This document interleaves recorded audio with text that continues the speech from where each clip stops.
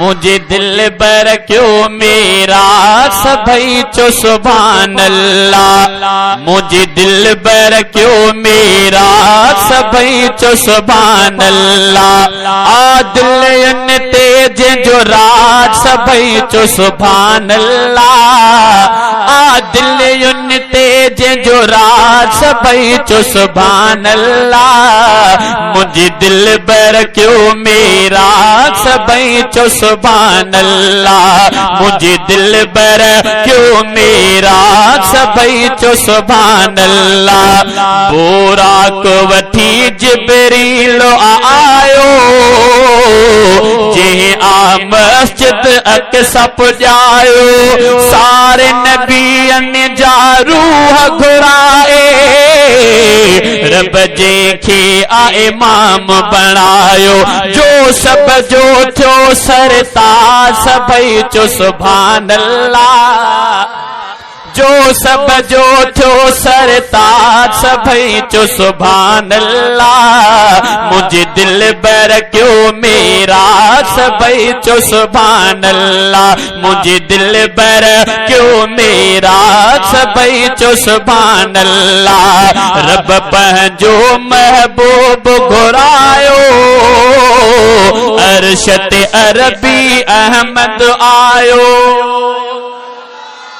रब पंहिंजो महबूब घुरायो अरशत अरबी अहमद आयो। राज नियाज जे ॻाल्हियुनि सां गॾु रब जन्नत जो सेर करायो।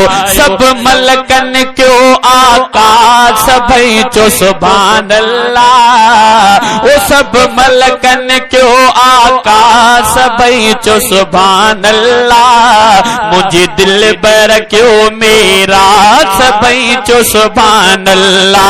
आ दिल तेज जो राज सभई चो सुभान अल्लाह। मुझे दिल बर क्यों मेरा सभई चो सुभान अल्लाह। जानी जुतीअ सां अर्श ते आयो अर्श जुतीअ खे सीने लायो। अन्या वॾे आवाज़ सां चओ न सुभान अल्लाह। ओ जान जुतीअ सां अर्श ते आयो अर्श जुतीअ खे सीने लायो। मदनी थी मुश्ताक अपोतो रब उनखे दीदार करायो। रब उनखे दीदार करायो। जो ॾेहन जो आदात सभई चो सुभान अल्लाह। मुझे दिल बर क्यों मेरा सभई चो सुभान अल्लाह। बेशक आ मेराज सआदत इज्जत अजमत जी आलामत रब रहमान जे तरफा थिया। पाक नबी ते खास इनायत ओ जिते पहुंचे न तख्तई ताज सभई चो सुभान अल्लाह।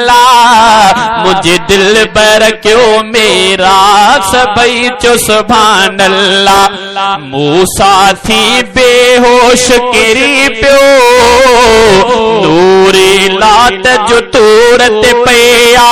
अरशत पर सोहराब मोहम्मद रब जे नूर जी ज़ियारत कया। अन्या वॾे आवाज़ सां चओ सुभान अल्लाह। वॾे वॾे आवाज़ सां चओ न सुभान अल्लाह। मूसा थी बेहोश किरी पियो नूरी लात जो तूरत पिया। अर्शत पर सोहराब मोहम्मद रब जे नूर जी ज़ियारत कया। जो सूह भरियो असराज सभई चो सुभान अल्लाह।